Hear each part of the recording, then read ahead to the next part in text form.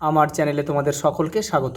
আজ আমরা ক্লাস 7-এর রায় মার্টিন প্রশ্নবিচিত্রা থেকে ইতিহাসের দ্বিতীয় পর্যায়ক্রমিক মূল্যায়নের 6 নম্বর স্কুল সলভ করব।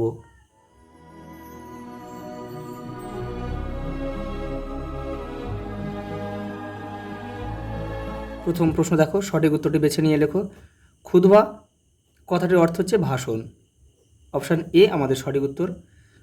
ইলতুৎমিশ খলিফার কাছ থেকে অনুমোদন পান 1229 খ্রিস্টাব্দে। অপশান সি আমাদের সঠিক উত্তর। নিকোলো কোনটি ছিলেন ইতালির পর্যটক।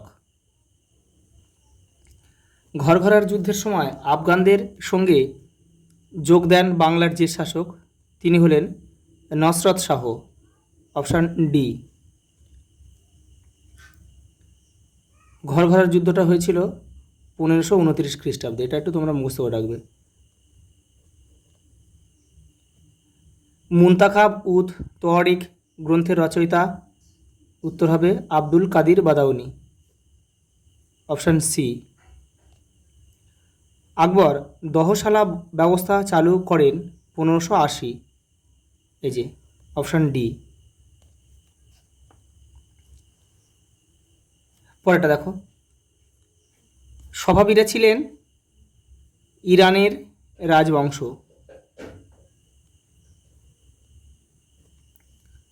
মধ্যযুগে সড়কপথে সোনা, রূপো ও রত্ন আমদানি হতো মধ্য এশিয়া থেকে। ইস্ট ইন্ডিয়া কোম্পানি গড়ে উঠেছিল, এটা হবে 1664।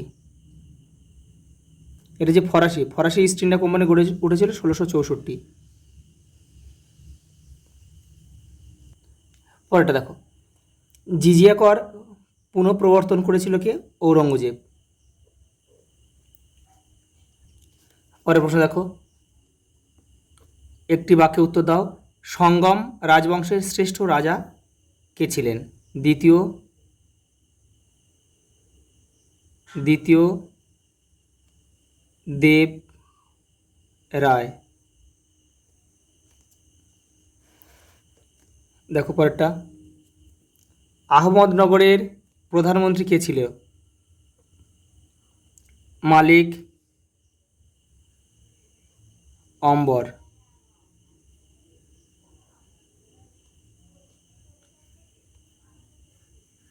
পরেরটা দেখো, সত্য মিথ্যা দিয়েছে।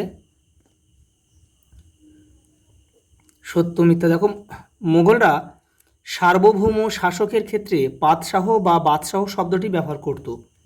এটা কিন্তু সত্য। পরেরটা দেখো, কিলা মোবারক লাল রঙের মার্বেল পাথরে তৈরি। এটা কিন্তু মিথ্যা হবে, এটা হবে বেলে পাথরে তৈরি।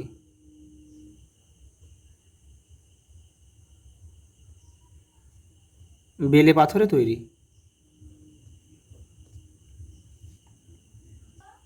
পরেরটা দেখো, বেমানান শব্দটি খুঁজে বের করে লেখো। টঙ্কা, জিতল, হুন্ডি, মোহর। এখানে বাদ যাবে হচ্ছে হুন্ডিটা বাদ যাবে, কারণ এগুলো কিন্তু সব বাকিগুলো এখানে লিখে দিচ্ছি। বাকিগুলো রয়েছে মুদ্রা, আর হুন্ডি হচ্ছে এক ধরনের কাগজের নোট বলা যায়, বিশেষ ধরনের। পরেরটা দেখো, নুনিজ, পেজ, দুয়ার্তে, বারবোসা আর তাজউদ্দিন ইয়ালদুজ। এই তাজউদ্দিন ইয়ালদুজটাই বাদ যাবে, আর বাদ বাকি যে তিনজনের নাম রয়েছে এরা ছিল বিজয়নগরে আসা বিদেশি পর্যটক। আমি লিখে দিচ্ছি এখানে, বিজয়নগরে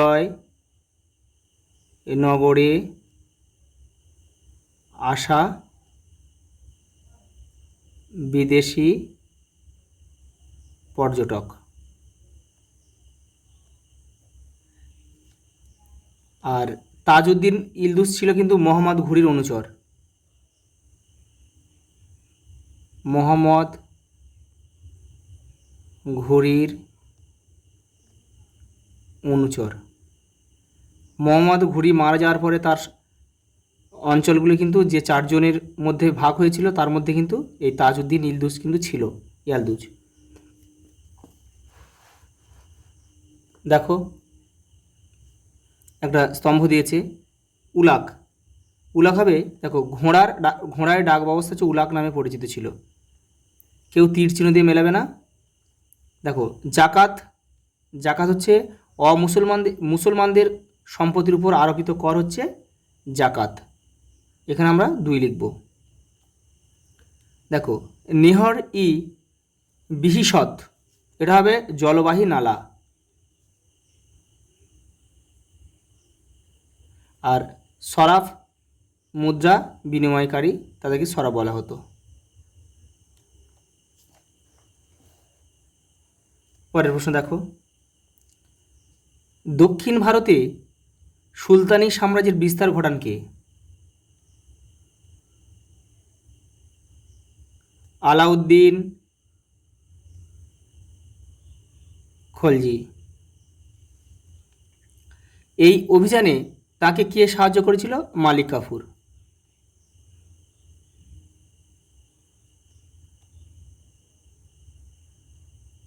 মালিক কাফুর। পরেরটা দেখো, দিল্লির সুলতানি শাসনের সময়কালকে তুর্কো আফগান যুগ বলা হয় কেন?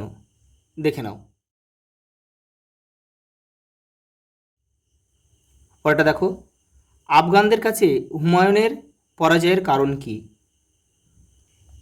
এই দেখো, হুমায়ুন আফগানদের কাছে কেন হেরে গিয়েছিল, এখান থেকে এটা পুরো লিখবে। পরের প্রশ্ন দেখো, কবুলিয়ত ও পাঠটা কি? তোমাদের বইয়ের দেখো 73 পেজে রয়েছে। দেখো কবুলিয়ত ও পাঠটা, এই যে এখান থেকে তোমাদের এটা পুরো লিখতে হবে। পরের প্রশ্ন দেখো, মনসবদার কারা? 85 নম্বর পেজে রয়েছে। দেখো মনসবদার, এই যে এখান থেকে তোমরা করবে। এই যে তার পদাধিকারকে বলা হতো মনসবদার, এখান থেকে এটা লিখবে। পরের প্রশ্ন দেখো, মধ্যযুগের ভারতের শহর গড়ে ওঠার 2টি কারণ লেখো। দেখো রায়ন মার্টিন 41 নম্বর পেজে রয়েছে। যাদের কিন্তু বই পুরাতন বই তাদের কিন্তু পেজ নাও মিলতে পারে, তোমরা একটু 2-1টা পেজ আগে পরে দেখবে, পেয়ে যাবে। এই যে দেখো, অর্থনৈতিক কারণ রয়েছে, রাজনৈতিক ও প্রশাসনিক কারণ রয়েছে, এবারে দেখো ধর্মীয় কারণও রয়েছে। দেখো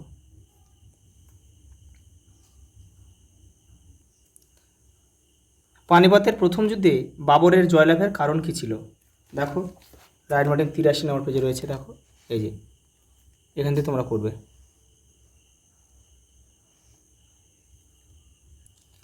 পরের প্রশ্ন দেখো, মাহমুদ গাওয়ান কে ছিলেন? তার মৃত্যুর পর বাহমনি রাজ্যের পরিণতি কী হয়েছিল? দেখো 64 নম্বর পেজে রয়েছে। দেখো কে ছিল আগে দেখে নাও।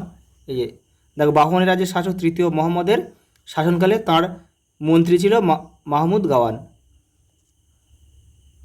এই দেখো তার পরের প্রশ্নটা রয়েছে। দেখো মাহমুদ গাওয়ানের মৃত্যুর পর বাহমনি রাজ্যের কেন্দ্রীয় শাসন ভেঙে পড়ে 5টি স্বাধীন সুলতানির উদ্ভব হয়। সেগুলি হলো আহমেদনগর, বিজাপুর, বেরার, গোলকোন্ডা এবং বিদর। পরের প্রশ্ন দেখো, সুনির্দিষ্ট উত্তরাধিকার নীতির অভাব কিভাবে মুঘল শাসনকে প্রভাবিত করেছিল? দেখে নাও।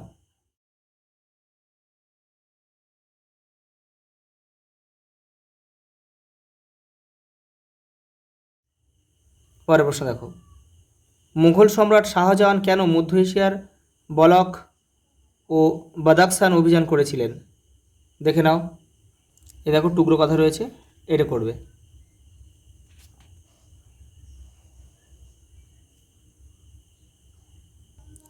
পরেরটা দেখো, ভাস্কো দা গামা কত খ্রিস্টাব্দে ভারতে এসেছিল? 1498 খ্রিস্টাব্দে।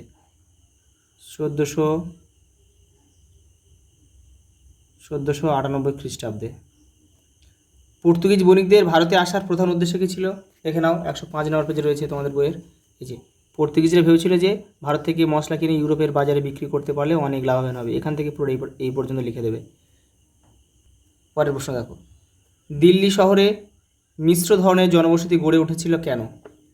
দেখো তোমাদের বইয়ের 95 নম্বর পেজে রয়েছে। দেখো এই যে দিল্লি শহরে আরেকটি বৈশিষ্ট্য ছিল, তা এর মিশ্র ধরনের বসতি। এখান থেকে এটা পুরো লিখবে। পরেরটা দেখো, মোহাম্মদ ঘুরির 2জন অনুচরের নাম লেখো। দেখো 43 নম্বর পেজে রয়েছে, এখান থেকে পড়বে তোমরা এটা তোমাদের বইয়ের। এই যে দেখো তাজউদ্দিন ইয়ালদুজ, নাসিরুদ্দিন কুবাচা, এই দুজন করবে, হয়ে যাবে। দেখো সঙ্গে একটা প্রশ্ন দিয়েছে, সুলতান ইলতুৎমিশের খলিফার অনুমোদন প্রয়োজন হয়েছিল কেন? 44 নম্বর পেজে দেখো তোমাদের বইয়ের এখানে রয়েছে যে খলিফার অনুমোদন, এই যে এখান থেকে তোমরা করে নেবে। পরেরটা দেখো, ঔরঙ্গজেবের শাসনকালে মুঘল রাজশক্তির দুর্বলতার 5টি কারণ লেখো। দেখে নাও।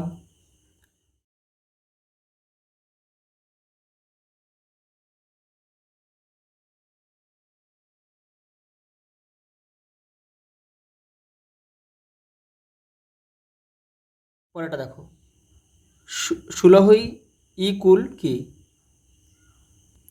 এই দেখো, সকলের প্রতি সহনশীলতা এবং সকলের প্রতি শান্তির এই পথকেই বলা হয় সুলহি কুল। পরের প্রশ্ন দেখো, আকবরের রাজপুত নীতির সংক্ষেপে আলোচনা করো। তোমাদের বইয়ের 80 নম্বর পেজে রয়েছে, দেখো এই যে এটা করতে হবে, এখান থেকে এটা পুরোটা কিন্তু করতে হবে, পড়ে তোমাদের নিজেদের মতো করে ছোটো করে লিখবে।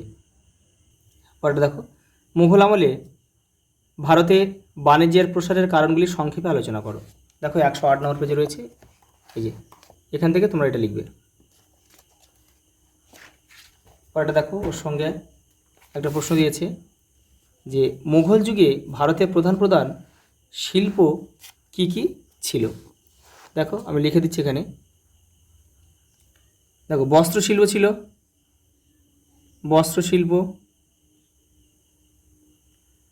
ধাতু শিল্প, লোহা পিতল ব্রোঞ্জ এগুলো ধাতু শিল্প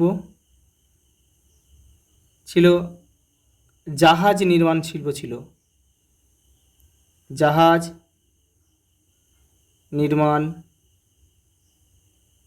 শিল্প, বিভিন্ন কুটির শিল্প ছিল।